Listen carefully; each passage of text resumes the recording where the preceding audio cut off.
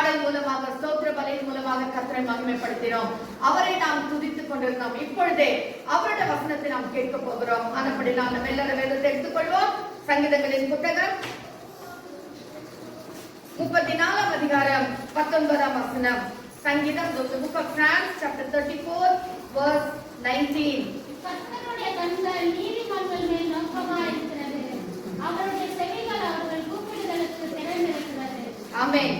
ನೀತಿವಂತನಿಗೆ ಸಂಭವಿಸುವ ಕಷ್ಟಗಳು ಅನೇಕವಿದ್ದರೂ ಯೆಹೋವನು ಅವೆಲ್ಲವುಗಳಿಂದ ಅವನನ್ನು ಬಿಡಿಸುತ್ತಾನೆ. ಆಮೆನ್. நீதிமானுக்கு வரும் துன்பங்கள் அநேகமாயிருக்கும். கர்த்தர் அவைகள் எல்லாவற்றிலும் நின்று அவனை விடுவிப்பார். இந்த 34 அதிகாரத்துல சங்கீதம் 34 அதிகாரத்துல அதிகமா நாம் பார்க்கிற ஒரு வார்த்தை என்ன சொன்னா நீதிமான் நீதிமான் நீதிமான். ஹல்லேலூயா. சோதரன வாசதான வசனத்துல கூட என்ன வாசித்தோம்? 19 வசனத்துல நீதிமானுக்கு வரும் துன்பங்கள் அநேகமாயிருக்கும். கர்த்தர் அவைகள் எல்லாவற்றிலும் நின்று அவனை விடுவிப்பார். ஹல்லேலூயா. அப்போ நீதிமானுக்கு ஏன் துன்பம் வரணும்? நீதிமானுக்கு பிரச்சனை ஏன் வரணும்னு இல்ல. நீதிமானுக்கு தான் பிரச்சனை வரும். நீதிமானுக்கு தான் உபத்திரம் வரும். நீதிமானுக்கு தான் கஷ்டங்கள் வரும். ஹல்லேலூயா. அவர்கள் நீதியா நடக்கிற பிள்ளைகள் தான் உபத்திரப்படுவார்கள். வேதத்துல வாசிக்கிறோம். ஆனபடியால் கர்த்தருடைய பிள்ளைகளே, ஒரு நீதிமானா இருக்கும் பொழுது அநேக உபத்திரங்கள் வரும். ஆனால் கர்த்தர் அவைகள் எல்லாவற்றிலும் நின்று அவனை விடுவிப்பார். இதுதான் கிரேட்டஸ்ட் திங். ஹல்லேலூயா. கர்த்தர் எல்லா உபத்திரத்தின் நடுவில் நின்று அவனை விடுவிப்பார். இன்னும் 17 வசனத்துல வாசிக்கும் போது வாசிங்க. நீதிமான்கள் கூப்பிடும்போது கர்த்தர் கேட்கிறார். நீதிமான்கள் கூப்பிடும்போது கர்த்தர் கேட்கிறார். ஹல்லேலூயா. ஒரு நீதிமான் கர்த்தரை நோக்கி கூப்பிட்டால் கர்த்தர் கேட்கிறார். அவன் நம்முடைய ஜெபத்தை கேட்கிறதான கர்த்தர். ஹல்லேலூயா. நம்முடைய நீதிமான்கள் கூப்பிடுவதற்கு கர்த்தர் செவியை சாய்த்துக் கொண்டிருக்கிறார். ஹல்லேலூயா. இன்னுமாக வாசிங்க. 15 வசனம் வாசிங்க. கர்த்தருடைய கண்கள் நீதிமான்கள் மேல் கர்த்தருடைய கண்கள் நீதிமான்கள் மேல் நோக்கமா இருக்கு. அப்போ மற்ற ஜனங்கள் மேல் நோக்கமா இல்லையா? இருக்கு. ஆனா நீதிமான்கள் மேல் ஒரு விசேஷ விதமான கண்களை கர்த்தர் வைத்திருக்கிறார். ஹல்லேலூயா. நீதிமான்கள் மேல் கர்த்தர் ஒரு விசேஷமான ஒரு ஸ்பெஷல் ஐ. ஹல்லேலூயா. ஒரு கவனம், ஒரு எண்ணம் இதை கர்த்தர் நீதிமான்கள் மேல் வைத்துக் கொண்டே இருக்கிறார். ஹல்லேலூயா. வாசிங்க. இன்னுமாக யாக்கோபு 5 அதிகாரம் 16 வசனம். James 5:16. James 5:16.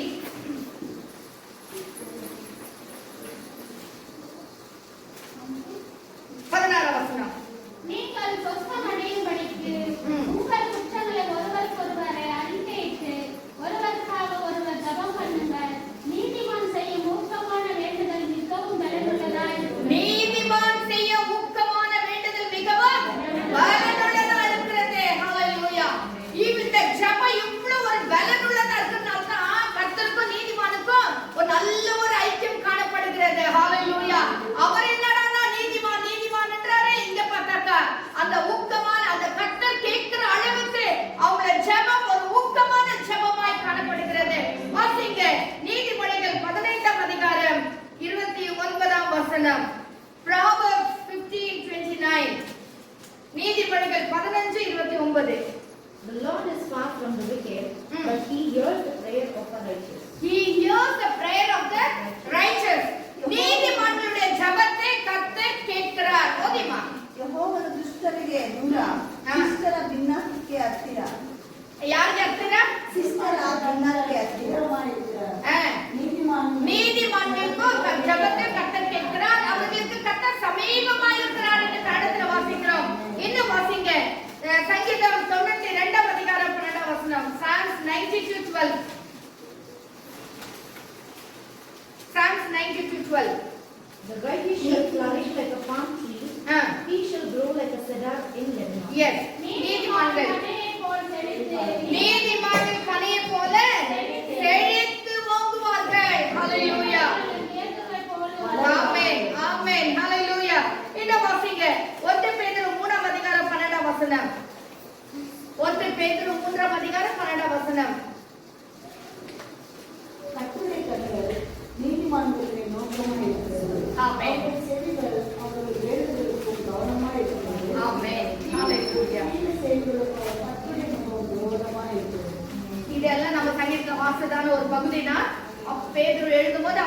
சொல்லுகிறார்.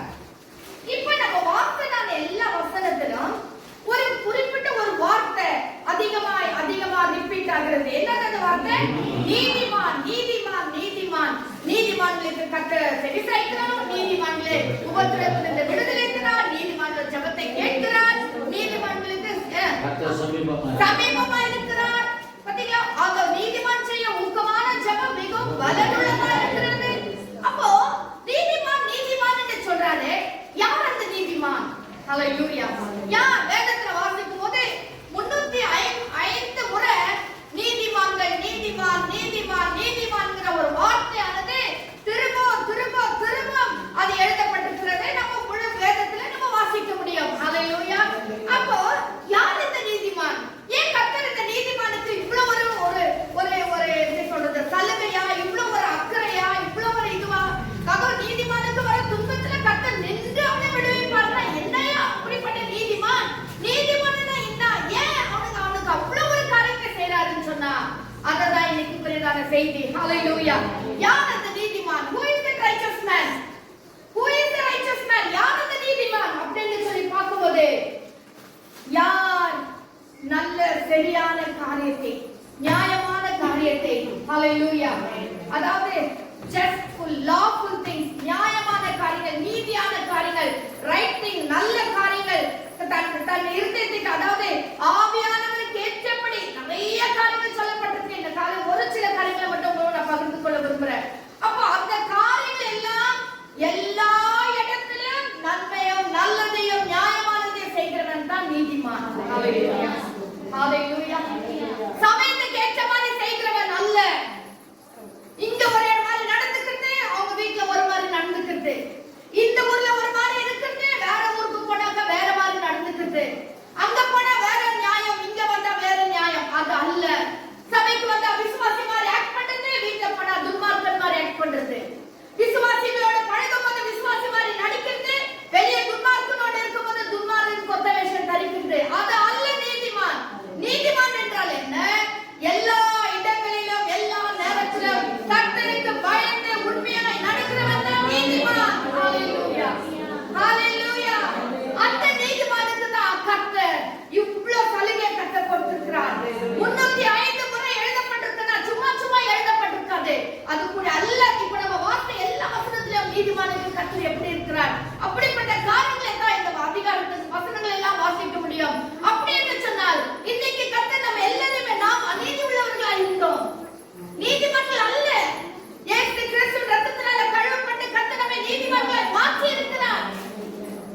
பாவத்துல ஒளியான சேற்றில சிக்கி இருளில அந்தகாரத்துல பிசாசின் அடிமைத்தனத்துல இருந்த நம்மை கர்த்தர் தூக்கி எடுத்து தம்முடைய ரத்தத்தினால கழுவி, ஹல்லேலூயா, நம்மை ஸ்நானப்படுத்தி, ஹல்லேலூயா, உச்ச தலையிலிருந்து உள்ள கால் வரைக்கும் நம்மை சுத்திகரித்து பரிசுத்தப்படுத்தி நமக்கு ரட்சிப்பின் வஸ்திரத்தை கொடுத்து, ஹல்லேலூயா, நம்ம மேல ஒரு அபிஷேகத்தை ஊற்றி, இது தேவனுக்கு பரிசுத்தம் என்று ஒரு முத்திரை போட்டு, ஹல்லேலூயா, ஹல்லேலூயா, அவருடைய ரத்தத்தோடு நம்முடைய ரத்தத்தை ஒன்றாக இணைத்து, அவருடைய சரீரத்தை நம்முடைய சரீரத்தோடு ஒன்றாக இணைத்து, ஹல்லேலூயா, ஒவ்வொரு நாளும் கர்த்தரோடு கர்த்தர் நம்மோடு இடைப்பட்டு, ஒவ்வொரு நாளும் கர்த்தர் நம்மோடு பேசி, நம்மை ஆறுதல் படுத்தி, நம்மை உற்சாகப்படுத்தி, நம் கண்ணீரெல்லாம் துடைத்து, நம்மை தைரியப்படுத்தி, நம்மை நீதிமான்களாக மாற்றி வைக்கிறார். ஹல்லேலூயா. நம்மை நீதிமான்களாக மாற்றி வச்சிருக்கார். ஹல்லேலூயா. அருமையான தெய்வஜனமே, நீதிமான்களாக மாற்றப்பட்டதான கர்த்தருடைய பிள்ளைகள் எப்படி நாம் அவர்கள் நீதிமான்களை என்று கண்டு கொள்ளலாம் சொன்னா, ஹல்லேலூயா, வாசிங்க ரோமர் 6ஆம் அதிகாரம் 27ஆம் வசனம். ரோமர் 6ஆம் அதிகாரம் 27ஆம் வசனம். ஹல்லேலூயா. ரோமன்ஸ் 6:27. வாசிங்க சீக்கிரமா, நேரத்தை வீணாக்காம சீக்கிரமா வாசிங்க. ரோமன் 6:27. ನೀವು ಪಾಪದಿಂದ ಬಿಡುಗಡೆಯನ್ನು ಹೊಂದಿ ದೇವರಿಗೆ ದಾಸರಾದ್ದರಿಂದ. இரண்டாம் வசனம் வாசிங்க. 22. 6:22. 6:2. ಈಗಲಾದರೂ ನೀವು ಪಾಪದಿಂದ ಬಿಡುಗಡೆಯನ್ನು ಹೊಂದಿ ದೇವರಿಗೆ ದಾಸರಾದ್ದರಿಂದ ಪರಿಶುದ್ಧರಾಗುವುದೇ ನಿಮಗೆ ಫಲ. எப்படியா? பாவத்துக்கு மரித்து நாம் இனி அதிலே எப்படி பிழைப்போம்?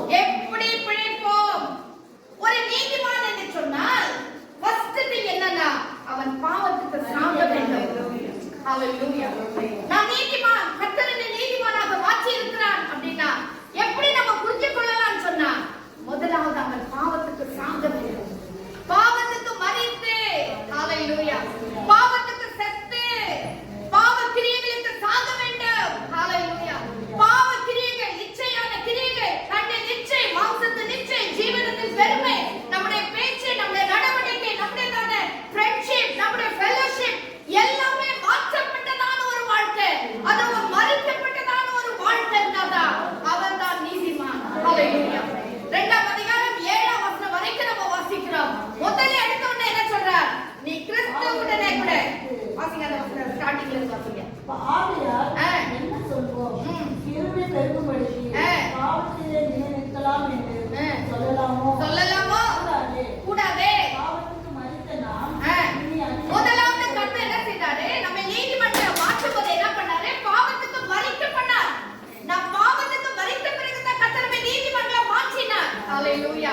அப்ப ஆண்டவர் திருப்பி அப்போலோஸ் சொல்றாரு, இப்படி மாற்றி வச்சாரே, திருப்பி நம்ம பாவத்திலேயே ஜீவிக்கலாம்னு சொல்லி நினைக்கலாமா? அது கூடாதே, அது முடியாது.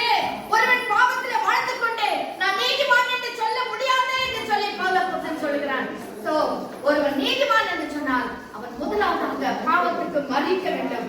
இரண்டாவது 2 கொரிந்தியர் 7ஆம் அதிகாரம் 17ஆம் வசனத்துல வாசிக்கும் போது ஒருவன் கிறிஸ்துவுக்குள் இருந்தால் அவன் புது சிருஷ்டியா இருக்கிறான், பழையவைகள் எல்லாம் ஒழிந்து போயின. 2 கொரிந்தியர் 5:17-18 வாசிங்க. இப்படி இருக்க ஒருவன் கிறிஸ்துவுக்குள் இருந்தால் ஆமென். புது சிருஷ்டியா இருக்கிறான். Yes. பழையவைகள் ஒழிந்து போயின, எல்லாம் புதிதாயின. ஹalleluya.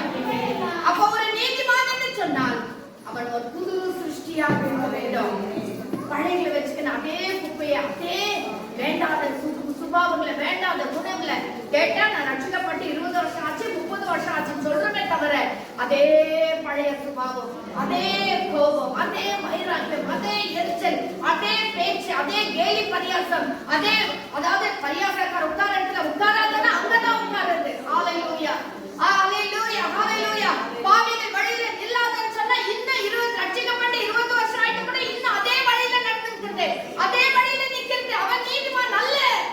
கர்த்தர் வேதம் சொல்லுகிறது, ஒருவன் நீதிமானானால் அவன் புது சிருஷ்டியாக மாற வேண்டும்.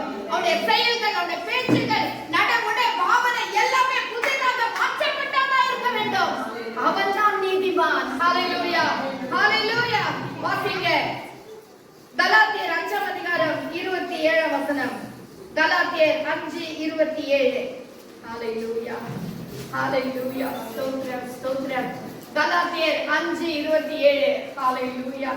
எல்லாரும் எடுத்துக்கொள்ளுங்க. கலாத்தியர் 5:24. ஸ்தோத்திரம். 24. ஹalleluya. தங்கள் மாம்சத்தையும் அதன் ஆசை இச்சைகளையும் ஆமென். சிலுவையில் அறைந்திருக்கிறார்கள். ஆமென். ஹalleluya. இரண்டாவது என்ன செய்ய வேண்டும்? மாம்சம் அதன் ஆசை இச்சைகளையும் என்ன செய்ய வேண்டும்? சிலுவையிலே அறைய வேண்டும். ஒரு நீதிமான் ஆசை இச்சைகளை, ஹalleluya, ஆசை வேற இச்சை வேற, அது ரெண்டுத்தையும் என்ன செய்யணுமா? சிலுவையிலே அறையப்பட்டிருக்க வேண்டும். இன்னை எல்லா பாவத்துக்கும் வேற என்ன தெரியுமா? அந்த ஆசை தான். ஆசை வரும்போது தான் பாவம் செய்ய முடியாது, தூண்டி விடுகிறது. அது இச்சை வரும்போது தான் பாவத்துக்கு நேராக நடத்துகிறது. வேதத்துல கூட நம்ம அநேகரை பார்க்கிறோம். போன வாரம் கூட பாஸ்டர் பிரசங்கம் பண்ணும்போது சொன்னார், சிம்சோன் பார்த்தான், இச்சித்தான், பாவத்துக்குள்ளாய் விழுந்தான். தாவீது பார்த்தான், இச்சித்தான், ஆசைப்பட்டான், விழுந்தான். அருமையான கர்த்தருடைய சாலு எல்லாரும் இப்படிதான். இன்னைக்கு கர்த்தருடைய பிள்ளைகள் அதுதான் என்ன சொல்றேன்னா, ஒரு நீதிமான் என்று சொன்னால் அவன் ஆசை இச்சைகளின் சிலுவையிலே அறையப்பட்டிருக்க வேண்டும். ஹalleluya, ஹalleluya. சிலுவையிலே அறையப்படாம இந்த ஆசைகள், லௌகிக இச்சைகள் எல்லாம் நம்ம மனசுல அப்படியே வைத்துக் கொண்டிருந்தால் நாம் நீதிமான்கள் அல்ல. நான் சொல்லல, வேதம் சொல்லுகிறது. ஹalleluya. வாசிங்க பிலிப்பியர் 2ஆம் அதிகாரம் 5ஆம் வசனம். பிலிப்பியர் 2ஆம் அதிகாரம் 5ஆம் வசனம். இன்னொரு 1 யோவான் 2ஆம் அதிகாரம் 5ஆம் வசனம். கிறிஸ்து இயேசுவில் இருந்த சிந்தையே உங்களில் நாவலிருக்கிறது. கிறிஸ்து இயேசுவில் உள்ள சிந்தையே உங்களில் இருக்கப்படுவது. அப்படின்னா கிறிஸ்து என்ன நினைக்கிறாரோ அதையே நீ நினைக்க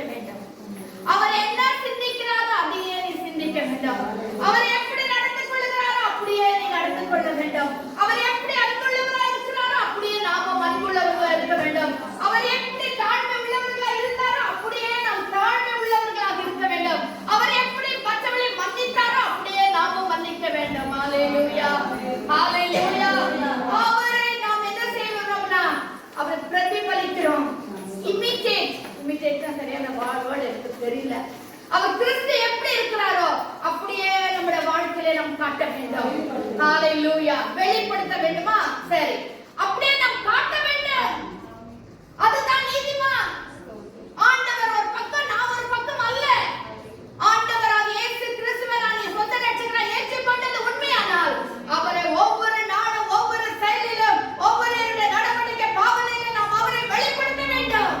அவன் தான் நீதிமான். ஹalleluya. ஹalleluya. இன்னைக்கு ஆவியானவர் எங்கேயோ, பரிசுத்த ஆவியானவர் எங்கேயோ, தேவன் எங்கேயோ ஒரு பக்கமா வச்சிருந்து நம்ம இஷ்டத்துக்கு போயிட்டு, நம்ம இஷ்டத்துக்கு பேசுறது, நம்ம இஷ்டத்துக்கு நடந்துக்கிறது, நம்ம இஷ்டத்துக்கு பணத்தை விநியோகிக்கிறது, நம்ம இஷ்டத்துக்கு பிசினஸ் பண்றது இல்ல. அவன் நல்ல நீதிமான். யார் ஒருவன் கர்த்தரை பிரதிபலிக்கிறாரோ, யார் ஒரு கர்த்தருடைய பிள்ளை கர்த்தரை வெளிப்படுத்துகிறாரோ அவர்கள் தான் நீதிமான்கள். ஹalleluya. வாசிங்க 1 யோவான் 2ஆம் அதிகாரம் 5ஆம் வசனம்.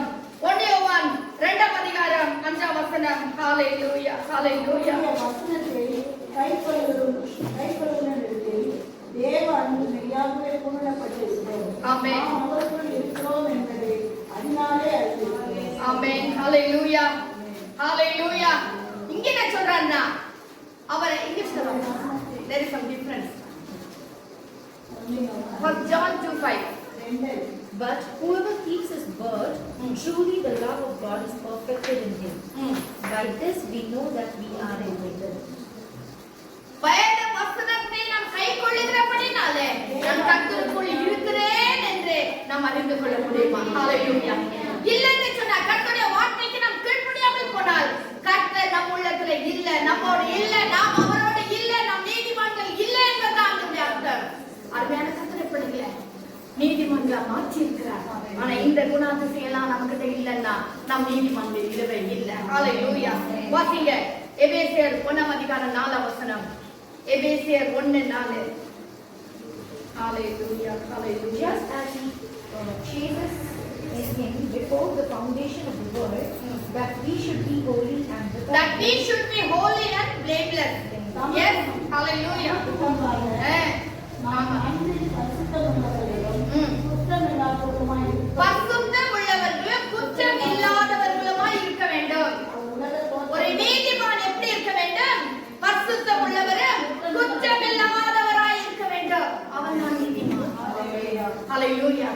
அப்ப இந்த இப்படிப்பட்ட நீதிமானுக்கு தான் கர்த்தர் இவ்வளவு காரியங்களை செய்வேன் என்று சொல்லுகிறார். ஹalleluya. வாசிங்க எபேசியர் 4ஆம் அதிகாரம் 32ஆம் வசனம். எபேசியர் 4ஆம் அதிகாரம் 32ஆம் வசனம். ஒருவருக்கு ஒருவர் எப்படி இருக்க வேண்டும்? தயவாய் இருக்க வேண்டும். தயவு காட்டணும். மன உருக்கமாய் இருக்கணும். ஹalleluya. ஹalleluya. ஆமென். ஹalleluya. ஒரு நீதிமான் என்ன செய்ய வேண்டும்? மன உருக்கமாய் இருக்க வேண்டும், தயவாய் இருக்கணும், மன்னிக்க வேண்டும். ஹalleluya. இன்னைக்கு நமக்கு இப்படிப்பட்ட சுபாவம் இருக்கா? மன்னிக்கிற தன்மை இருக்கா?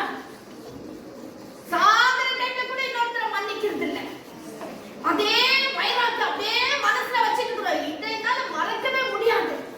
அவங்க இன்னைக்கு இப்படி பேசிட்டாங்க, இப்படி பண்ணிட்டாங்க, இப்படி செய்துட்டாங்க, முடியாது. ஒரு கர்த்தருடைய பிள்ளையோட சுபாவம் அது அல்ல. ஒரு நீதிமானுடைய சுபாவம் அது அல்ல. ஒரு நீதிமான் என்று சொன்னால் என்ன செய்ய வேண்டும்? அவர் மன்னிக்க வேண்டும், தயவு காட்ட வேண்டும், இரக்கம் காட்ட வேண்டும். ஹalleluya. ஹalleluya. இன்னைக்கு தயவு காட்டினா தான் கர்த்தர் தயவு கொடுப்பார். நான் உங்களுக்கு மன்னிக்கிறது போல நீங்கள் என்ன செய்யணும்? மற்றவர்களையும் மன்னிக்கணும். நம்ம மன்னிக்கலனா கர்த்தர் நமக்கு மன்னிக்க மாட்டார். ஹalleluya. அப்ப கர்த்தர் நமக்கு மன்னிக்கலனா நம்முடைய நிலைமை எவ்வளவு பரிதாபமான ஒரு நிலைமை பாருங்க. அப்ப நாம் தயவு காட்டினா தான் கர்த்தர் தயவு காட்டுவார். அதாவது புனிதனுக்கு கர்த்தர் புனிதனாகவும், அப்படியே வாசிக்கிறோமே, மாறுபாடு உள்ளவனுக்கு கர்த்தர் மாறுபாடு உள்ளவராகவும் இருக்கிறார். மாறுபாடு புனிதனுக்கு புனிதராகவும், மாறுபாடு உள்ளவனுக்கு மாறுபாடு உள்ளவராக இருக்கிறார் என்று வசனத்துல வாசிக்கிறோம். அப்போ நாம் அதை செய்தால் தான் நாம் கர்த்தரிடத்திலிருந்து பெற்றுக்கொள்ள முடியும். தயவு காட்டினா தான் நாம் தயவை பெற்றுக்கொள்ள முடியும். இரக்கம் காட்டினா தான் இரக்கத்தை பெற்றுக்கொள்ள முடியும். இல்லைன்னா நாம் இரக்கத்தை பெற்றுக்கொள்ள முடியாது. நாம் இரக்கத்தை பெற்றுக்கொள்ளலைன்னா நம்முடைய வாழ்க்கை அதோ கெதிதான். ஹalleluya. அருமையான கர்த்தருடைய பிள்ளைகளே, நாம் நீதிமான்கள் என்று சொன்னால் தயவு காட்ட வேண்டும், இரக்கம் காட்ட வேண்டும். அது தானா நம்முடைய வாழ்க்கையில வர வேண்டும். ஹalleluya. வாசிங்க. ஏசாயா 1 அதிகாரம் 16 வசனம் 17 வசனம். ஏசாயா 1 அதிகாரம் 16 17. உங்களை கழுவி சுத்திகரியுங்கள். உங்கள் கிரியைகளில் பொல்லாப்பை உங்கள் கண்களுக்கு மறைவாக அகற்றிவிட்டு கழுவி சுத்திகரியுங்கள். உங்களுக்கு கண்களுக்கு முன்பதாக இருக்கிற பொல்லாப்பை என்ன செய்யணும்? அகற்றி விட வேண்டும். தீமை செய்தலை விட்டு ஓயுங்கள். அப்போ வசனம் என்ன சொல்லுது? ரட்சிக்கப்பட்டு கர்த்தரை நீதிமான்கள் ஆக்கியிருந்து இன்னும் தீமை செய்கிறவர்களாகவே காணப்படுகிறோம். ஹalleluya. இன்னும் கர்த்தரை விட்டு தூரமான பிள்ளைகளாகவே காணப்படுகிறோம். இஸ்ரவேல் ஜனங்களை குறித்து அநேக முறை நம்ம பேசுறோம். நம்முடைய வாழ்க்கையை நம்ம கொஞ்சம் யோசித்து பார்த்தா எத்தனை முறை நம்ம கர்த்தரை துக்கப்படுத்துகிறோம், எத்தனை முறை நம்ம கர்த்தரை விட்டு தூரம் போறோம், எத்தனை முறை நம்ம ஈவல், அதாவது பொல்லாத சிந்தனை, பொல்லாத செயல்களையே செய்து கொண்டிருக்கிறோம். கர்த்தர் சொல்றார், நீங்கள் உங்களை கழுவி சுத்திகரித்து கொண்டு பொல்லாத வழியை விட்டு விலகுங்கள். Quit evil. அப்படின்னா விட்டுரு, முற்றிலுமா விட்டுரு. அதாவது என்ன வாசித்த மாதிரி ஈவிலுக்கு என்ன சொல்றது? அது பொல்லாத செய்கை விட்டு விலகுங்கள், பொல்லாத பேச்சை விட்டு விலகுங்கள், பொல்லாத சிந்தனை வேண்டாம், பொல்லாத செயல்கள் வேண்டாம், அதை விட்டு ஓய்வுகள் என்று சொல்றாரு வசனத்துல. ஓய்ந்திருக்க வேண்டுமா? Live, forget, quit. நல்ல ஒரு வார்த்தை. விட்டு ஓய்ந்திருக்கும்படியாய் ஒரு நீதிமானுக்கு கர்த்தர் சொல்லுகிறார். அப்பொழுதுதான் அவன் நீதிமானா இருக்க முடியும். ஹalleluya. நிறைய இருக்கு. நான் ஒரு சில காரியங்களை மட்டும் நான் சொல்லிட்டு வரேன். ஏன்னா அது அப்புறம் பைபிள் ஸ்டடியா போயிடும். ஹalleluya. இப்போ இந்த நீதிமான் இப்படி எல்லா காரியங்களை விட்டு இவ்ளோ நம்ம கேட்டதான ஒரு 6-7 காரியங்களை மட்டும் தான் கேட்டோம். நிறைய இருக்கு. இது எல்லாம் விட்டு நம்ம வரும்போது கர்த்தர் எப்படி பண்றாரு, என்ன எப்படி நம்மளை வைக்கிறாருன்னு சொன்னால் வாசிங்க. நியாயாதிபதிகள் 5 அதிகாரம் 31 வசனம். Judges 5:31. இன்னொரு மேத்யூ 13:43 எடுத்துக்கோங்க. மத்தேயு 13:43.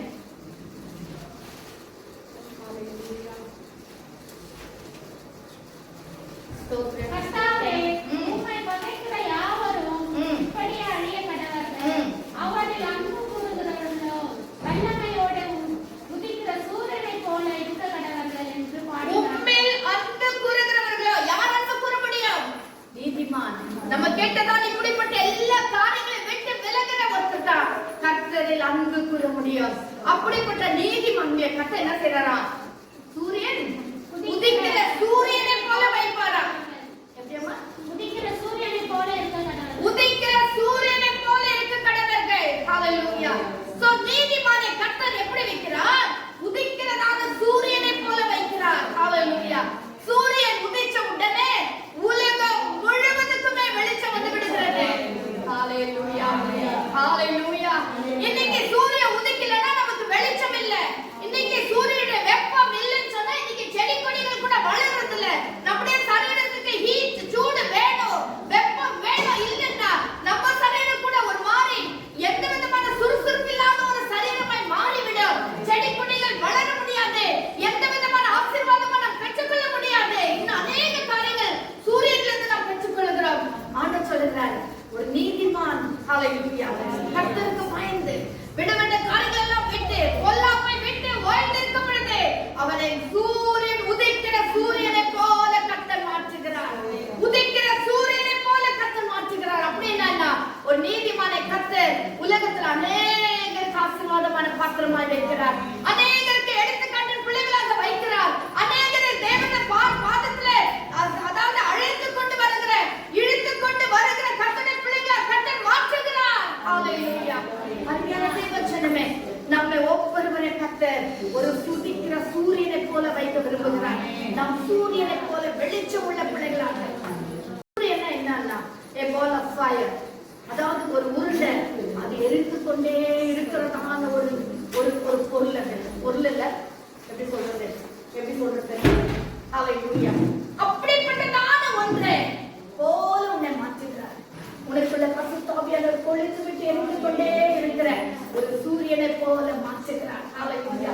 சூரியன் கிட்ட யாரும் கிட்ட போக முடியாது, சூரியனை யாரும் நெருங்க முடியாது, சூரியன் கிட்ட எந்த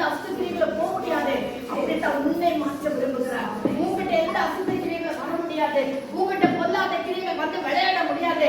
சொல்றாங்க பிசாசு இப்படி பண்ணிடுச்சு, அது இப்படி பண்ணிடுச்சு, நடக்கவே நடக்காது.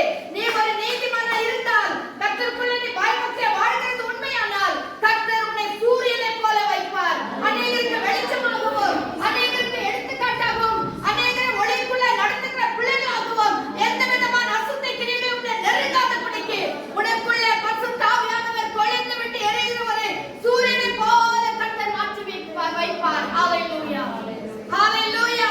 இன்னைக்கு முறுமுறுக்கிறோம், இன்னைக்கு பலவிதமான காரியங்களை சொல்லி சொல்லி கர்த்தரிடத்துல புலம்பிக் கொண்டிருக்கிறோம். ஏன்?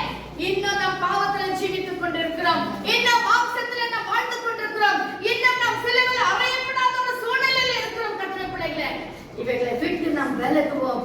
சூரியனை போல கர்த்தர் நம்மை மாற்ற விரும்புகிறார். அடுத்ததாக வாசிங்க தானியேல் 12ஆம் அதிகாரம் 3ஆம் வசனம். தானியேல் 12ஆம் அதிகாரம் 3ஆம் வசனம்.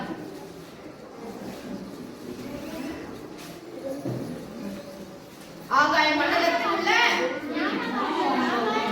ஞானவான்கள் ஆகாய மண்டலத்தில் உள்ள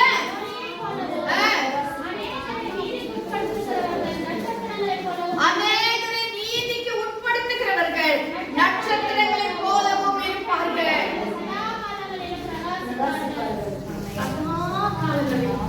இன்னைக்கு நாளைக்கு இல்ல, சதா காலங்களிலும் பிரகாசித்துக் கொண்டிருப்பார்கள். யார்? நீதிக்குள்ள வழிநடத்துகிறவர்கள். அப்போ நீதிமான் அவர் நீதியா இருந்தாதான் இன்னொருத்தர் நீதிக்குள்ளாய் நடத்துவார். அப்போ ஒரு நீதிமான் இன்னொருத்தர் நீதிமானாய் மாற்றுவார். யார் ஒருவர் நீதிமானாய் மாற்றுகிறாரோ அவர் ஏதாவது ஆகாய வானத்தில் உள்ள நீதிப்படுத்துகிறவர்கள் நட்சத்திரங்களை போலவும் என்னாலும் என்ன செய்வாங்க? பிரகாசித்துக் கொண்டிருப்பார்கள். வானத்துல காணப்படுகிற நட்சத்திரத்தை போல. அதுல இருந்து என்ன பார்க்கிறோம்? ஒண்ணு, அவர்கள் ஒளி கொடுத்து கொண்டே இருப்பார்கள், மின்னி கொண்டே இருப்பார்கள். ஹalleluya. ஆசீர்வாதம் வந்து கொண்டே இருக்கும். அவட வாழ்க்கையில, அவட குடும்பத்துல ஆசீர்வாதங்கள் வந்து கொண்டே இருக்கும். அதோடு கூட அவர்கள் எங்க இருப்பார்கள்? ஆகாய கீழே, நம்ம பூமிக்குள்ள அல்ல, உயரத்துல வைக்கப்பட்டிருப்பார்கள். மேலான ஒரு இடத்துல வைக்கப்பட்டிருப்பார்கள். உன்னதமான ஒரு ஸ்தானத்துல வைக்கப்பட்டிருப்பார்கள். யார்? நீதிமான்கள். ஹalleluya. கர்த்தர் நம்மை அப்படிதான் ஆசீர்வதிச்சு வைக்கிறாரு. இவ்வளவு காரியங்களை நம்ம சும்மா 7 காரியம் தான் படிச்சோம். இதையெல்லாம் விட்டுட்டாலே போதும், நம்ம கர்த்தர் தூக்கி மேல வச்சிருவார். எங்க? ஆகாயத்துல. இன்னைக்கு நட்சத்திரத்தை பார்க்கறவங்க என்ன பண்றாங்க? உலகத்துல இருக்க எந்த கோணத்துல இருந்தாலும் நட்சத்திரத்தை பார்க்க முடியும். அப்போ நமக்கு நீதிமான நம்ம நடந்துக்கலாம். நம்ம பார்க்கிற அளவுக்கு, உலகத்துல எல்லாரும் பார்க்கிற அளவுக்கு கர்த்தர் நம்மை உயர்த்தி மேலே தூக்கி வைப்பார். ஹalleluya. இவ்வளவு பெரிய ஆசீர்வாதம் பாத்தீங்களா? இன்னைக்கு நம்ம குடும்பத்திலேயே உயர்வு இல்லை, நம்மளுக்கு இன்னைக்கு நம்ம சமுதாயத்திலே உயர்வு இல்லை. எந்த உலகத்துல இருக்கவங்க எல்லாரும் பார்க்கறது அப்படின்னா, நம்ம இன்னும் அனுசமத்துல எவ்வளவு ஒடுக்க வேண்டியவங்களா இருக்கிறோம், இன்னும் அனுசமத்துல எவ்வளவு பயபக்தியா வாழ வேண்டியவங்களா இருக்கிறோம். ஒண்ணுமே இல்லை, நம்ம வீட்லயே நம்மளை யாரும் மதிக்கிறது இல்லைன்னா நம்ம பசுத்தம் அவ்வளவுதான் இல்லை, நம்முடைய அர்ப்பணிப்பு அவ்வளவுதான் இருக்குது, நம்மளுக்கான ஜபம் அவ்வளவுதான் இருக்குது. இதை ஆண்டு விரும்புறதே இல்லை. ஆண்டு நம்ம எல்லாரும் ஆகாய மண்டலத்துல இருக்குதானே ஒரு நட்சத்திரத்தை போல கத்த மாற்ற விரும்புகிறார். வாசிங்க, அடுத்ததா வாசிங்க மத்தேயு 5ஆம் அதிகாரம் 14ஆம் வசனம். 5ஆம் அதிகாரம், மத்தேயு 5ஆம் அதிகாரம் 14ஆம் வசனம். You are the light of the world. A city that is set on the hill cannot be hidden. எப்படியா? நீங்கள் உலகத்துக்கு வெளிச்சமா இருக்கிறீர்கள். மலையின் மேல் இருக்கிற அந்த ஆமென், ஹalleluya. வெளிச்சமா இருக்கிறது மட்டும் இல்ல, நம்ம கர்த்தர் எப்படின்னா மலையின் மேல் கட்டப்பட்டதான ஒரு பட்டணம். ஹalleluya. மலையின் மேல் வைக்கப்பட்டதான ஒரு பட்டணம் மறைந்திருக்க மாட்டாது. மறைக்குமா? மறைச்சிருக்குமா? இல்லவே இல்ல. ஒரு நீதிமான் மலையின் மேல் கட்டப்பட்டதான ஒரு பட்டணத்தை போல கர்த்தர் மாற்ற விரும்புகிறார். ஹalleluya. பூமிக்கு வெளிச்சமா இருக்கிறது மட்டும் இல்ல, அவர் இங்கிருந்து வெளிச்சத்தை கொடுக்கிறது மட்டும் இல்ல, அவர் உயரமான ஒரு உன்னதமான ஸ்தானத்துல கர்த்தர் அவர்களை வைக்க விரும்புகிறார். ஹalleluya. ஓ, மலையின் மேல் கட்டப்பட்ட ஒரு பட்டணம், ஒரு வீடு இல்ல, ஒரு வீடு இல்ல, ஒரு பட்டணம். ஹalleluya. டவுனா ஒரு பட்டணம் போலவே கர்த்தர் மேல வைக்க விரும்புகிறார். அப்படின்னா என்ன அர்த்தம்? நீ பிள்ளைகள், பேர பிள்ளைகள், உன்னை நினைச்ச பந்துக்கள் எல்லாரையும் கர்த்தர் சேர்த்து ஆசீர்வதிக்க விரும்புகிறார். எல்லாரையும் கர்த்தர் உயர்த்த விரும்புகிறார். வெறும் நீ முன்ன மட்டும் இல்ல, நீ இன்னொரு அர்த்தம் என்னன்னா, நீ நீதிமானா இருந்தா மற்றவர்களை நீதிக்குள்ள நடத்துவாங்க. அப்ப அவர்களும் ஆசீர்வதிக்கப்படுவார்கள். உன் நினைச்ச பந்துக்களும் ஆசீர்வதிக்கப்பட்டு கர்த்தர் உன்னையும் மற்ற அவர்களையும் சேர்த்து ஒரு பழைய மேல் வைக்கப்பட்டதான ஒரு பட்டணத்தை போல கர்த்தர் ஆசீர்வதிப்பார். ஹalleluya. வாசிக்கிறீங்களா? மத்தேயு 13 அதிகாரம் 43 வசனம். அது இன்னும் வாசிக்கல, வாசிருங்க. மத்தேயு 13 அதிகாரம் 43 வசனம். ஏதோ பரலோக ராஜ்யம் நல்ல முத்துக்களை தேடுகிற வியாபாரிக்கு ஒப்பாயிருக்கிறது. ஆமென். எப்படியா? நல்ல முத்துக்களை தேடுகிற ஒரு வியாபாரிக்கு உன்னை ஒரு நல்ல முத்தாக மாற்றுகிறார்.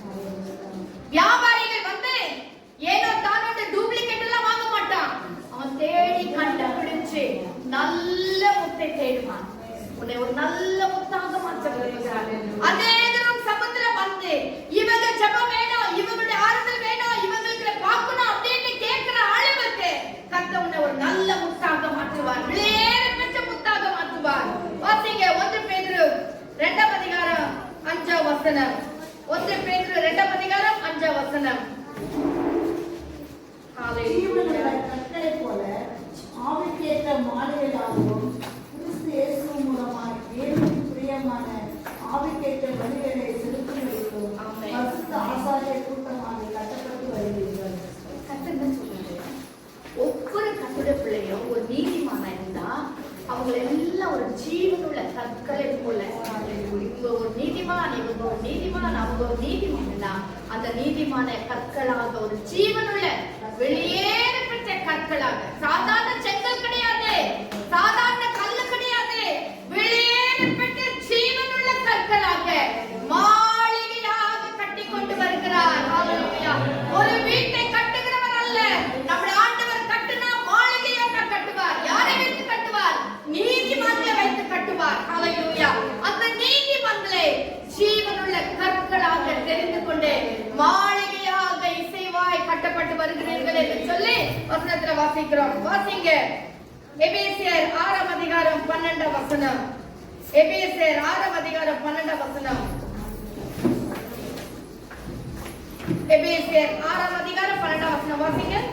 ஏனெனில் நமக்கு மாம்சத்தோடும் இரத்தத்தோடும் அல்ல, ஆமென். இறைத்தனங்களோடும் அதிகாரங்களோடும் இப்பிரபஞ்சத்தின் அந்தகார லோகாதிபதிகளோடும் ஸ்தோத்திரம். வானமண்டலங்களில் உள்ள பொல்லாத சேனைகளோட நமக்கு போராட்டம் உண்டு.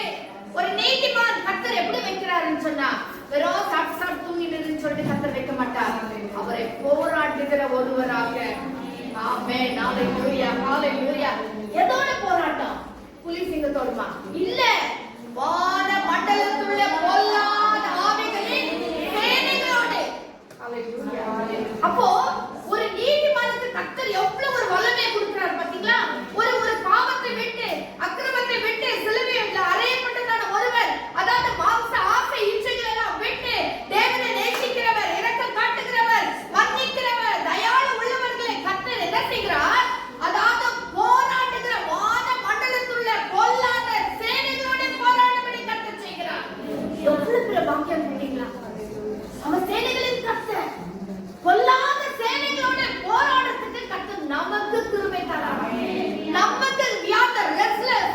ஹalleluya. போராடுகிறவர்கள். ஆமென். ஹalleluya. அப்போ ஒரு நீதிமானுக்கு போராட்டம் வராதுன்னு நினைச்சுக்காதீங்க. நீதிமானுக்கு போராட்டம் வரும். யோபுக்கு போராட்டம் வந்துச்சு. யோபு எப்படி இருந்தா? நீதிமான, உத்தமனும், சன்மார்க்கனும், தேவனுக்கு பயந்து பொல்லாப்பை விட்டு விலகிறவனுமா இருந்தான். பாத்தீங்களா? ஒரு நீதிமான் பொல்லாப்பை விட்டு விலகி விடுவார். ஹalleluya. அவன் தான் நீதிமான். அப்ப அவனை கொண்டு கர்த்தர் அந்த பொல்லாத சேனைகளை மேற்கொள்ளும்படி கர்த்தர் கிருபை கொடுத்தார். என்ன பிரச்சனை, என்ன போராட்டம், அவைகள் எல்லாவற்றையும் மேற்கொள்ள கர்த்தர் கிருபை கொடுத்தார். ஹalleluya. போராடுகிறவர்களாக கர்த்தர் நம்மை மாற்ற விரும்புகிறார். நம்ம எல்லாரும் போர் வீரர்கள், யுத்த களத்துல நிற்கிறவர்கள். ஹalleluya. நம்ம எல்லாம் சோம்பேறிங்க கிடையாது, நம்ம எல்லாம் கோழைங்க கிடையாது, நம்ம எல்லாம் ஒன்றுக்கு உதவாதவர்கள் கிடையாது. வீட்டுல உதவாதவங்களா இருக்கலாம், ஒருவேளை சமுதாயத்துல உதவாதவங்களா இருக்கலாம். ஆனா கர்த்தருடைய பார்வையில நம்ம எல்லாரும் வெளியேற பெற்ற கர்த்தர். ஹalleluya. ஹalleluya. போராட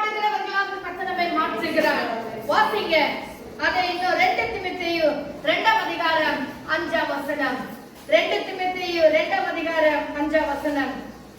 ஹalleluya ஹalleluya ஸ்தோத்திரம் ஸ்தோத்திரம் ஸ்தோத்திரம். ஆமென். 2 தீமோத்தேயு 2ஆம் அதிகாரம் 5ஆம் வசனம். ನಾನು ನಿಮ್ಮ ಸಂಗಡ ಇದ್ದಾಗ ಈ ಸಂಗತಿಗಳನ್ನು ಹೇಳಿದ್ದು ಜ್ಞಾಪಕವಿಲ್ಲವೋ? ಇದಲ್ಲದೆ ಆ ಮನುಷ್ಯರು ನೇಮಕವಾದ ಸಮಯದಲ್ಲೇ ಹೊರತು ಬಯಲಿಗೆ ಬರುವುದಕ್ಕೆ ಏನು ಅಡ್ಡಿ ಮಾಡುತ್ತಾರೋ ಅದು ನಿಮಗೆ ತಿಳಿದೇ ಇದೆ. அதன் மேலும் ஒருவன் மல்யுத்தம் பண்ணினாலும் சட்டத்தின்படி பண்ணாவிட்டால், மல்யுத்தம் பண்ணுகிறவன் ஹalleluya அவனை நீதிமானா இருந்தால் என்ன செய்வான்? அவன் நீதியின்படி மல்யுத்தம் பண்ணுவான். அவன் அங்க அநியாயம் பண்ணவே மாட்டான், நீதியின்படி மல்யுத்தம் பண்ணுவான். அப்போ எபேசில வாஸ்தவமானி பொல்லாத சேனைகளின் ஆவிகளோட போராடும் போது என்ன செய்வோம்? நம் சட்டத்தின்படி போராடுவோம். ஹalleluya சட்டத்தின்படி போராடும் போது வெற்றி நமதே. ஹalleluya கர்த்தர் நம்மை வெற்றி கொடுக்கிறவராக மாற்றுவார். ஹalleluya வாசிங்க எரேமியா 17ஆம் அதிகாரம் 8ஆம் வசனம். எரேமியா 17ஆம் அதிகாரம் 8ஆம் வசனம். ஸ்தோத்திரம் ஸ்தோத்திரம் ஸ்தோத்திரம். ஹalleluya எரேமியா 17ஆம் அதிகாரம் 8ஆம் வசனம். ஆமென். தன் வேர்களை கொடுக்கிறதும் உஷ்ணம் வருகிறதை காணாமல் இடை பச்சையாக இருக்கிறதும் மழை தாழ்ச்சியான வருஷத்தில் வருத்தமின்றி தப்பாமல் கனி கொடுப்பதுமான மரத்தை போல் இருப்பார். யார் இருப்பார்? நீதிமான். நீதிமான் எப்படி இருப்பான்? வாசிங்க. அவன் தண்ணீர் ஓரமாய் நாட்டப்பட்டது. தண்ணீர் ஓரமாய் நாட்டப்பட்டிருப்பான். ஒரு நீதிமான் என்ன செய்வான்? தண்ணீர் பரிசுத்த ஆவியானவருக்குள்ளே நாட்டப்பட்டிருப்பான். ஹalleluya ஹalleluya காற்று பூமியிலே நாட்டப்பட்டவர்கள் அல்ல. ஸ்தோத்திரம் ஸ்தோத்திரம். சோர்வான இடத்திலே நாட்டப்பட்டவர்கள் அல்ல. ஹalleluya துக்கத்தின் மத்தியிலே நாட்டப்பட்டவர்கள் அல்ல. நீதிமான். ஒரு நீதிமான் என்று சொன்னால் அவன் என்ன செய்வான்? பரிசுத்த ஆவியானவராகிய தண்ணீர் ஓரமாய் நாட்டப்பட்டிருப்பான். ஹalleluya ஹalleluya அவன் கால்வாய் ஓரமாய் தன் வேலைகளை விடுவான். ஹalleluya துக்கம் வரட்டும், பிரச்சனை வரட்டும், உஷ்ணம் வரட்டும், சோர்வு வரட்டும், கோவிட் வரட்டும், எந்த பண நெருக்கடி வரட்டும், எது வந்தாலும் சரி அவன் என்ன செய்வான்? அவன் வேலைகள் எல்லாம் ஹalleluya ஓ ஹalleluya பரிசுத்த ஆவியானவருக்குள்ளே போய் கொண்டிருக்கும். ஹalleluya அவன் பிடுங்கப்பட்டு தூரமாய் எறியப்பட்டவனாய் இருக்க மாட்டான். எந்த சூழ்நிலை வந்தாலும் சரி பரிசுத்த ஆவியானவருக்குள்ளே போய் கொண்டே இருப்பான். ஆவியிலே வளர்ந்து கொண்டே இருப்பான். ஜெபத்தில் வளர்ந்து கொண்டே இருப்பான். உபவாசம் அதிகரித்து கொண்டே இருக்கும். கர்த்தருடைய அன்பு அதிகரித்து கொண்டே இருக்கும். தாழ்மை அதிகரித்து கொண்டே இருக்கும். ஹalleluya ஏன்னா அவன் பரிசுத்த ஆவியானவருக்குள்ளே நாட்டப்பட்டிருக்கிறான். ஹalleluya அப்படிப்பட்டவன் மழை தாழ்ச்சியான இடத்துல பாப்பீங்க மழை உஷ்ணம் வருகிறதை காணாமல் இடை பச்சையாக இருக்கிறது. அவன் அதாவது எவ்வளவு வெயில் அடிச்சா கூட சரி இலை வந்து பச்சையாவே இருக்கும். இன்னைக்கு வெயில் காலம் வந்து உடனே இலையெல்லாம் உதிரி இலையெல்லாம் காஞ்சி ஒன்னெல்லாம போயிட்டானா ஒரு நீதிமான் இருப்பான். இவ்வளவு பிரச்சனை வந்தாலும் சரி, தாங்க முடியாத உஷ்ணம் வந்தாலும், பிரச்சனைகள் வந்தாலும், நிந்த அவமானங்கள் வந்தாலும் சரி, அவன் இலை மட்டும் பச்சையா இருக்கும். அவன் வாழ்க்கை மட்டும் பச்சையா இருக்கும். காய்ந்து போகவே மாட்டான், சோர்ந்து போகவே மாட்டான். அவன் தான் நீதிமான். ஹalleluya தொடர்ந்து வாசிங்க. மழை தாழ்ச்சியால் வருத்தமின்றி தப்பாமல் மழை தாழ்ச்சி மழையே வராம போயிட்டாலும் சரி. ஹalleluya ஹalleluya ஹalleluya எங்கெல்லாம் மழை வரலங்க செடி வளருமா? கனி கொடுக்குமா? கொடுக்காது. ஆனா ஒரு நீதிமான் என்ன செய்வான்? மழை இல்லைன்னா கூட சரி அவன் தப்பாமல் கனி கொடுக்குமே. ஹalleluya என்ன ஒரு ஆவிக்குரிய அர்த்தம் பாருங்க. ஹalleluya பிரச்சனை வந்தாலும் சரி, வீட்டுல குழப்படி இருந்தாலும் சரி, பிள்ளைகள் மூலமாய், கணவர் மூலமாய், சமுதாயத்துல இல்ல எந்த விதத்துல பிரச்சனை வந்தாலும், வெளிவினம் வியாதி வந்தாலும், பண நெருக்கடி வந்தாலும் சரி தப்பாமல் கனி கொடுத்து கொண்டே இருப்பான். தப்பாமல் அன்பின் கனி வந்து கொண்டே இருக்கும். தப்பாமல் தாழ்மையின் கனி வந்து கொண்டே இருக்கும். தப்பாமல் பொறுமையின் கனி வந்து கொண்டே இருக்கும். தப்பாமல் விசுவாசம் என்ற கனி வந்து கொண்டே இருக்கும். தப்பாமல் உபவாசம் வந்து கொண்டே இருக்கும். தப்பாமல் ஆராதனைக்கு வந்து கொண்டே இருப்பார்கள். ஹalleluya அவர்கள் தான் நீதிமான். கர்த்தர் அதை மாற்றுகிறார். ஹalleluya நான் ஒரு காரியத்தை கர்த்தருக்கு விடும்போது கர்த்தர் எவ்வளவு காரியங்களை செய்யறாரு பாத்தீங்களா? நம்முடைய ஆண்டவர் எவ்வளவு நல்லவர், எவ்வளவு பெரியவர். ஹalleluya வாசிங்க அடுத்ததா வாசிங்க. சங்கீதம் 52 அதிகாரம் 8 வசனத்தை கூட வாசிங்க. சங்கீதம் 52:8. சங்கீதம் 52:8. தேவனுடைய ஆலயத்தில் பச்சையான ஒலிவ மரத்தைப் போல இருக்கிறேன். அப்படிப்பட்ட நீதிமான்கள் எப்படி இருப்பார்கள்? தேவனுடைய ஆலயத்தில் பச்சையான ஒலிவ மரத்தை போல் இருக்கிறேன். அவரே சொல்றாரு, நான் எப்படி இருக்கிறேன் தெரியுமா? நான் தேவனுடைய ஆலயத்துல பச்சையான ஒலிவ மரம், தேவ சமூகத்துல பச்சையான ஒரு ஒலிவ மரம், காஞ்சி போன ஒரு ஒலிவ மரம் அல்ல, பச்சையான ஒரு ஒலிவ மரம். அப்படின்னா என்ன அர்த்தம்? எல்லா விதத்திலும் ஆசீர்வதிக்கப்பட்ட ஒருவனாக தேவனுடைய ஆலயத்துல காணப்படுகிறேன், தேவ சமூகத்துல காணப்படுகிறேன், கர்த்தருடைய பிள்ளைகள் மத்தியில நான் காணப்படுகிறேன் என்று சொல்லி தாவீது எழுதுகிறார். தாவீதுக்கு எவ்வளவு போராட்டம், எவ்வளவு பிரச்சனை, எவ்வளவு நெருக்கடிகள், எவ்வளவு நிந்தை, எவ்வளவு அவமானம், சொந்த மாமனாரே விரோதமாய் எழுப்பி எவ்வளவு காரியங்கள் நடந்தது. ஆனால் அவர் சொல்லுகிறார், நான் தேவனுடைய வீட்டில பச்சையான ஒரு ஒலிவ மரத்தை போல காணப்படுகிறேன். ஹல்லேலூயா. வாசிங்க இன்னொரு வசனம் கூட. ஓசியா 14 அதிகாரம் 6 வசனம். ஓசியா 14:6. ஹல்லேலூயா. ஸ்தோத்திரம், ஸ்தோத்திரம், ஸ்தோத்திரம். ஓசியா 14:6. நன்றி கர்த்தாவே. ஹல்லேலூயா, ஹல்லேலூயா. 14:6. ஓசியா. அவன் சிலைகள் மோந்தி பண்ணதும் அவன் அலங்காரம் ஒலிவ மரத்தினுடைய வாசனை ஜீவனுடைய வாசனை போலவும் இருக்கும். முதல்ல என்ன வாசித்தோம்? அவன் எப்படி வளர்ந்தான்? ஓங்கி படரும். அவன் இலைகள் ஓங்கி படரும். பாத்தீங்களா? ஒரு நீதிமான் எப்படி இருப்பானா? அவன் ஓங்கி படருகிற ஒருவனாக. சும்மா மரமா இருந்தா பார்க்க போதாது, அவன் படர்ந்து கொண்டே இருப்பான், அவன் விருத்தியாகிக் கொண்டே இருப்பான், அவன் பெரிதாகிக் கொண்டே இருப்பான், அவனுடைய பணம் பெருசாக மாறிக்கொண்டே இருக்கும், அவன் செல்வாக்கு விருத்தி அடைந்து கொண்டே இருப்பான், பிள்ளைகள் விருத்தி அடைவார்கள், அவனுடைய சொத்து விருத்தி அடையும், அவனுக்குள்ளே எல்லாமே விருத்தி அடைந்து கொண்டே இருக்கும். அவன் அதாவது ஒலிவ மரத்தை போல படர்ந்து ஓங்குகிறவனாய் காணப்படுவான். இதுதான் அந்த நீதிமானுக்கு வைத்திருக்கிற ஆசீர்வாதங்கள். கடைசியாக ஒரு வசனம் வாசிங்க. ஹல்லேலூயா. சங்கீதம் 92 அதிகாரத்தை நம்ம எல்லாரும் எடுத்துக்கொள்வோம். சங்கீதம் 92 அதிகாரம். Psalms chapter 92. 12 வசனத்தை வாசிங்க. நீதிமான் பனையைப் போல் செழித்து லீபனோனில் உள்ள கேதுரு மரம் போல் வளருவான். முதலாவது நம்ம பார்த்தோம் நீதிமான். யார் அந்த நீதிமான்? எல்லா இடங்களிலும் எந்த நேரத்திலும் கர்த்தருக்கு பயந்து உண்மையாய் வாழ்கிற ஒருவன். ஹல்லேலூயா.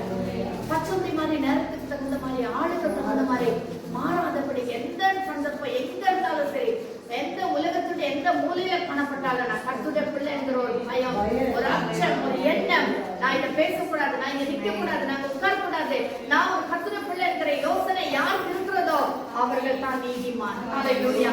அந்த நீதிமான் எப்படி இருக்கணும்னா, அவன் பாவத்தை விட்டு விலக வேண்டும். ஹல்லேலூயா. அவனுடைய மாம்ச இச்சைகளை எல்லாம் சிலுவையில் அறையப்பட்டிருக்க வேண்டும். அடுத்தது என்ன வாசிக்கிறோம்? கிறிஸ்துவை வெளிப்படுத்துகிறவனாய் இருக்க வேண்டும். ஹல்லேலூயா.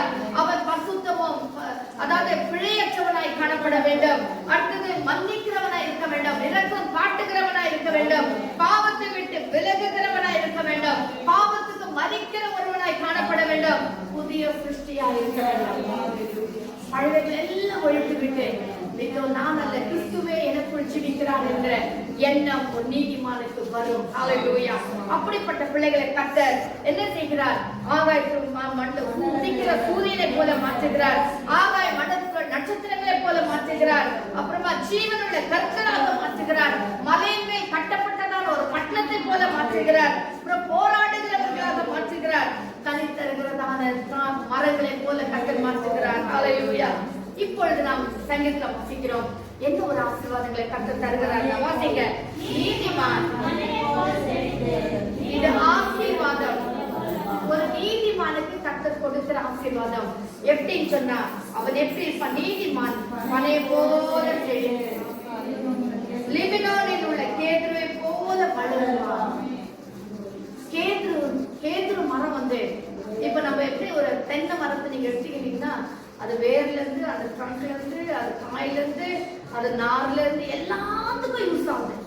தொடப்பம் அதை தான் செய்யறோம், ஓலை அதை தான் செய்யறோம், அப்புறமா அதோட அடி அந்த பாகம் நமக்கு யூஸ் ஆகுது, அதுல இருந்து நார் எடுக்கிறாங்க, தேங்காய் எண்ணெய், கொப்பரை, பால் எல்லாமே அதுல இருந்து அந்த மாதிரி இந்த கேதுரு மரம் அது வாசனைக்கு யூஸ் பண்றாங்களா, நாருக்கு யூஸ் பண்றாங்களா, பர்னிச்சர் அதாவது எல்லா விதமான பொருட்களை சேர்த்து யூஸ் பண்ற எல்லாத்துக்குமே இந்த கேதுரு மரம் யூஸ் ஆகுறாங்க. அநேக யூஸ் அதை போட்டுட்டு இந்த கேதுரு மரத்தை போல கர்த்தர் நம்மை மாற்றி செய்வார். அதாவது நீதிமான் எப்படி இருப்பானா, பனைய போல செழித்திருப்பான், அவனுக்கு குறைவே வராது. கர்த்தர் தம்மை யாருக்கு பயந்திருக்கிறார்களோ அவளை குறைவா வைக்கவே மாட்டான். நான் ஒரு கர்த்தருடைய பிள்ளை, நான் என் மேல் அபிஷேகம் இருக்கிறது, கர்த்தருடைய ஆவியானவர் என் மேல் இருக்கிறார், எனக்குள்ளே இருக்கிறார், என்னோடு கூட இருக்கிறார், என்னை சுற்றிலும் இருக்கிறார் என்கிற ஒரு பயம் எந்த ஒரு கர்த்தருடைய பிள்ளைக்கு வருகிறதோ கர்த்தர் அவனை அதாவது கேதுவை போல பயனுள்ள ஒருவராக மாற்றுவார். ஹல்லேலூயா. பனையை போல செழித்திருக்கும்படி கர்த்தர் செய்வார். ஹல்லேலூயா. 13ஆம் வசனத்தில் என்ன வாசிக்கிறோம்? அவர்கள் எப்படி இருப்பார்கள்? கர்த்தருடைய ஆலயத்தில் நாட்டப்பட்டவர்கள். அவர்கள் எப்படி இருப்பார்கள்? கர்த்தருடைய ஆலயத்தில் நாட்டப்பட்டிருப்பார்கள், நடப்பட்டிருப்பார்கள்.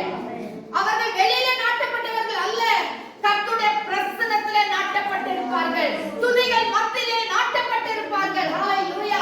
கர்த்தருடைய வல்லமை இறங்குற இடத்திலே நாட்டப்பட்டிருப்பார்கள், கர்த்தரை கம்பீரமாய் பாடி துதிக்கிற இடத்திலே நாட்டப்பட்டிருப்பார்கள். ஹல்லேலூயா. கர்த்தர் அவர்களை அப்படி நாட்டப்பட்டு வைப்பார். ஹல்லேலூயா. அவர்கள் கர்த்தருடைய சமூகத்தை விட்டு தூரம் அனுப்பவே மாட்டார். ஹல்லேலூயா. அவர்கள் தேவ சமூகத்திலே நாட்டப்பட்டவர்கள் எங்கள் தேவனுடைய பிரகாரங்களில் அப்படின்னா இது எதை காட்டுதுன்னா, பிரகாரமா கத்துட்டு தூரம் இல்ல, அவ்வளவு தாழ்மையாக தேவ சமூகத்தில் இருக்கும்படி கர்த்தர் கிருபை செய்வார். பிரகாரம் பரிசுத்த ஸ்தலம், மகா பரிசுத்த ஸ்தலம். ஆனா பிரகாரத்திலே வைக்கிறாருன்னா அவ்வளவு தாழ்மை காட்டுகிறது. இன்னைக்கு நீதிமான்கள் அவ்வளவு தாழ்மையா, ஆண்டவரே சமூகத்துல வருத்து கூட நான் தகுதி இல்லப்பா, எனக்கு இறங்கும் ஆண்டவரே. அதாவது நீதிமானுக்கு தான் அந்த எண்ணம் வரும். அறக்குறை விசுவாசிக்கு என்ன, நான் என்ன தப்பு செஞ்சுட்டா, நான் அவங்கள மாதிரியா, நான் இவங்களை மாதிரியா, நான் நல்லா தக்குறேன், இப்படிதான் பேசுவாங்க. ஆனா ஒரு நீதிமான் நினைச்சுவான், ஆண்டவரே எனக்கு இறக்கம் செய்யும். 2 பேர் ஆண்டு சமூகத்துல போய் காணிக்கை கொடுத்து நம்ம பார்த்தோம். அவன் சொன்னான், அவனை போலதான், அதாவது சமூகத்துல வருதுக்கு நான் தகுதி இல்ல சுவாமி, எங்க இறக்கமா இல்லைன்றான். இன்னொருத்த போயிட்டு காணிக்கை கொடுக்க சொன்னான், அவனை போல இல்ல கர்த்தா, அவன் உபவாசிக்கிறான், செபிக்கிறேன், காணிக்கை கொடுக்கிற, தசமமா கொடு. இதுதான் நீதிமான் இல்லாத பேச்சு. ஒரு நீதிமான் என்ன செய்வான்? ஆண்டவரே சமூகத்துல வருவதற்கு நான் இம்மாத்திரம் ஆண்டவரே என்று சொல்லுவான். ஹல்லேலூயா. ஆபிரகாம் அழுத்து போகிற ஆத்துமாக்களை நான் செபிக்க வந்து சொல்றேன், ஆண்டவரே நீ கோபப்படாதீரும் ஆண்டவரே, இன்னும் ஒரு விஷயம் கூட எனக்கு இறங்கும் ஆண்டவரே, இன்னும் கொஞ்சம் கூட எனக்கு இறங்கும் ஆண்டவரே சொல்லி அவளை பேசுறது கூட தயங்கி பேசுறா. ஏன்? அவர் ஒரு நீதிமான். ஹல்லேலூயா. அந்த நீதிமானுக்கு தான் அந்த ஒரு தாழ்மை, அந்த ஒரு பொறுமை வரும். அடுத்த வசனத்தை வாசிங்க.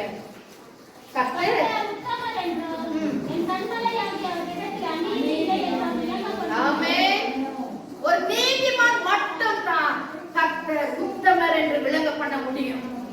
துன்மார்க்கனுக்கு சொல்ல முடியாது, கர்த்தர் உத்தமர் என்று சொல்ல முடியாது. ஒரு நீதிமான் தான் சொல்வார் கர்த்தர் உத்தமர். ஏன்னா என்ன உத்தமமா என்ன ஆசீர்வதித்துக் கொண்டு இருக்கிறார். இன்றைக்கும் அவர் என்னோடு பேசினார், இன்றைக்கும் அவர் உண்மையா இருக்கிறார், இன்றைக்கும் என் தேவைகளை சந்திக்கிறார். இன்றைக்கும் அந்த நீதிமானுக்கு தான் இதெல்லாம் தெரியும். அரைக்குறையா இருக்கிற விசுவாசிக்க தெரியவே தெரியாது. நீ உத்தமர் என்று என் கண்வழியாக அவரிடத்தில் அநீதி இல்லை, கர்த்தரிடத்தில் அநீதி இல்லை என்று சொல்லி யார் விளங்க பண்ணுவான்னா நீதிமான் தான் விளங்க பண்ணுவான். ஹல்லேலூயா. அவன் தான் சொல்ல முடியும் கர்த்தருக்கு அநீதி இல்லை, அவர் உண்மை உள்ளவர். ஹல்லேலூயா. ஹல்லேலூயா. அடுத்த வசனத்துல வாசிக்கிறோம், அவர்கள் ஒரு நீதிமான் முதிர் வயதிலும் கனி தந்து இதுதான் ஒரு நீதிமானுக்கு கத்துப்பாங்க. நீதிமானாய் காணப்படுவாங்க. நீ முதிர் வயதுல கூட கனி தர முடியும். நீங்க அநேக பரிசுத்தவான்கள், அநேக நீதிமான்கள். ஓ ஸ்தோத்திரம். சாகர நேரத்துல கூட ஒரு அற்புதம் நடத்து, ஒரு ஆத்மா ஜோமனிக்கு சாப்பிடுவாங்க. உயிர் பிரிகிற நேரத்துல கூட அவர்கள் இன்னொரு ஒரு ஆத்மா பாரத்தோடு தான் மற்றவங்களுக்காக ஏதாவது ஒரு காலத்தை செய்துட்டு சாவாங்க. ஏன் சொல்றேன்னா நீதிமன்றம் கடைசி வரைக்கும் அவர்கள் எப்படி இருப்பாங்க? முதிர் வயதிலும்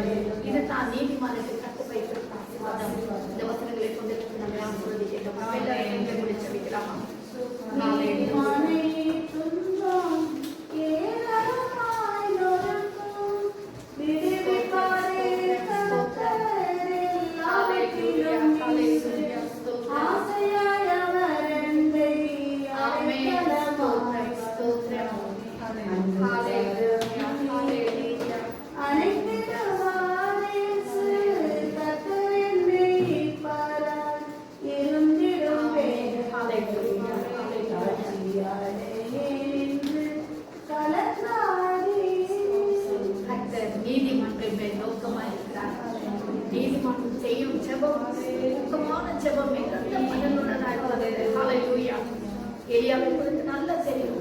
எலியா வானத்துல மழை பெய்யாதபடி வானம் அடைக்கப்பட்டதுன்னு சொன்னா அது அப்படியே நடந்தது. திருப்பி மழை பெய்யணும்னு சொன்னா அது அப்படியே நடந்தது. அதே போல சிம்சோனை குறித்து நம்ம வாசிக்கும் போது, கிதியோனை குறித்து வாசிக்கும் போது மழை, அதாவது சூரியனை பார்த்து அங்கே நில்லுன்னு சொல்லுகிறார், அங்கே நின்னுச்சு. அதுக்கு சந்திரனை பார்த்து ஐயோன் மேல கிவியோன் மேல நில்லுன்னு சொன்னார், அப்படியே நின்னுச்சு. ஏன்? நீதிமான வார்த்தைக்கு ஜெபத்துக்கு அவ்வளவு வல்லமை இருக்கு. ஜெபம் வல்லமுள்ளதாய் மாறணுமா? உடையதான அதாவது ஸ்தோத்திரம், உன் ஜெபத்துக்கு கர்த்தர் செவி சாய்க்கணுமா? உன் உபத்திரத்துல கர்த்தர் நின்று உன்னை விடுவிக்கணுமா? கர்த்தருடைய பிள்ளையே, இவன் நீதிமானாய் மாற்றப்பட வேண்டும். பாவத்துக்கு மலிக்க வேண்டும், புது சிருஷ்டியா மாற வேண்டும். மாம்ச ஆசை இச்சைகளை சிலுவையில் அறைந்து விடுவோம். அது பூமிக்கு அடுத்த காரியங்கள், அது மாம்சத்துக்கு அடுத்த காரியங்கள், பரலோகத்துக்கு அடுத்த காரியங்கள் அல்லவே அல்ல. ஹalleluya. இந்த உபவாச நாளில கர்த்தரை நம்ம ஒப்புக்கொடுக்கலாமா? உன்னை கர்த்தர் பசுமையும் புஷ்டியுமாய் இருக்கும்படி முதிர் வயதிலும் கனிதர கர்த்தர் விரும்புகிறார். உன்னை அப்படி ஆசீர்வதிக்க விரும்புகிறார். லெபனோனில் உள்ள கேதுரு மரத்தை போல உன்னை ஆசீர்வதிக்க விரும்புகிறார். நீ செய்கிற ஒவ்வொரு ஆசீர்வாதங்களும் ஒரு ஆசீர்வாதமாய் மாறி இருக்கணும் கர்த்தர் விரும்புகிறார். அதுதான் கர்த்தர் நம்மை ரட்சித்தார், நீதிமன்றங்களை மாற்றி இருக்கிறார். அதை நாம் காத்துக்கொள்ள கர்த்தர் நமக்கு செய்யட்டும். நேற்று மீண்டு மாறாத ஜீவனுள்ள பிதாவே, இந்த அருமையான நல்ல காலவழிக்கு நன்றி ராஜா. சமூகத்திலே ஒரு முறை தாழ்த்துகிறோம் சுவாமி, அர்ப்பணிக்கிறோம் ஆண்டவரே. அப்பா, நீர் எங்களை நீதிமன்றம் மாற்றினீரானா? இன்றைக்கு எங்களை நாங்கள் ஆராய்ந்து பார்க்கும் போதே எத்தனையோ விதத்துல குறைப்பட்டிருக்கிறோம் சுவாமி, எத்தனையோ விதத்துல நாங்கள் குறைச்சலோட காணப்படுகிறையா. இந்த உபவாச நாளில ஒரு முறை கூட இந்த கரத்தை அர்ப்பணிக்கிறோம். தொடர்ந்து ஆவியானவர் எங்களோடு இடைப்படுகிறாங்க. ஒருவேளை இந்த வசனங்களை நாங்கள் கேட்டதா இருந்தாலும் ஆண்டவர் இந்த வசனங்களை உள்ளத்துல தொலைத்துக் கொண்டே இருக்கட்டும். ஆண்டவரே, நீதிமானுக்குரிய வரைகளை எல்லா ஆசீர்வாதங்களும் நட்சத்திரத்தை போல உதிக்கிற சூரியனை போல ஆண்டவரே, ஜீவனுள்ள கற்களை போல கர்த்தாவே ஸ்தோத்திரப்பா, மாளிகையாக கட்டப்பட்ட மலையின் மேல் கட்டப்பட்ட ஒரு பட்டணத்தை போல உலகத்துக்கு வெளிச்சமாக உப்பாக மாறுபடி கட்டங்களுக்கு உதவி செய்யும். ஆமாண்டவர், எங்கள் மேல் வைத்துள்ள நோக்கத்தை நிறைவேற்றி எங்களுக்கு உதவி செய்யும். வசனங்களை கேட்கிற ஒவ்வொரு பிள்ளைகளோட மாவியாக இடைப்படுகிறாங்க. நீர் பேசுவீராக ராஜா. யாராகிலும் பலவீனத்தோடு வியாதியோடு ஆண்டவரை சுகவீனத்தோடு துக்கத்தோடு யாராக இருப்பார்கள் என்று சொன்னால் இயேசுவின் நாமத்திலே இந்த வசனங்கள் கேட்கப்படுகிற நேரத்தில் தாமே உடைய வல்லமை பாய்ந்து சென்று கர்த்தாவே, அவருடைய உச்ச தலையில் உள்ள கால் வரையில இயேசுவின் ரத்தம் பாய்ந்து கர்த்தாவே, பூர்ண சுகத்தையும் ஆரோக்கியத்தையும் விடுதலை நீர் கொடுப்பீராக ராஜா. நாமத்தை நீர் மகிமைப்படுத்துவீராக. ஆண்டவரே, நாட்கள் கொல்லாதவர்களா இருக்கிறபடினால் இந்த நாட்களை நாங்கள் பயன்படுத்திக் கொள்ள, பிரயோஜனப்படுத்திக் கொள்ள ஆவியானவர் தாமே எங்களுக்கு உதவி செய்கிறாங்க. எந்த வந்தாலும் எங்கள் ஆவிக்குரிய வாழ்க்கை விட்டு நாங்கள் விலகாதபடி எங்களை காத்துக்கொள்ளும். நித்திய ராட்சத்தில் பிரவேசிக்க என்னெல்லாம் காரியங்களை நாங்கள் முயற்சிக்க வேண்டுமோ அது எல்லா ஆவியானவர் எங்களுக்கு உணர்த்துகிறீர்கள். உமக்கு நன்றி ராஜா. எங்களை தாழ்த்து அன்பின் மரத்தில் எங்களை ஒப்புக் கொடுக்கிறோம். துதி கன மகிமை உமக்கே செலுத்துகிறோம். இயேசுவின் நாமத்தில் ஜெபிக்கிறோம் ஜீவனுள்ள பிதாவே. ஆமென். ஆமென். ஹalleluya.